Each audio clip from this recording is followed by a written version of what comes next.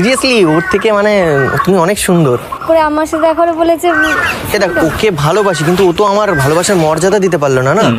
আমি ওকে ভালোবাসি, ও তো আমাকে ছেড়ে দিয়ে চলে গেছে। ওর জন্য থোড়ি আমি এখন অপেক্ষা করবো। আমি তো ওর থেকে এখন বেটার খুঁজবো। ওই একটা কথা আছে না, যেতে দাও এক্স কে, সুযোগ দাও নেক্সট কে।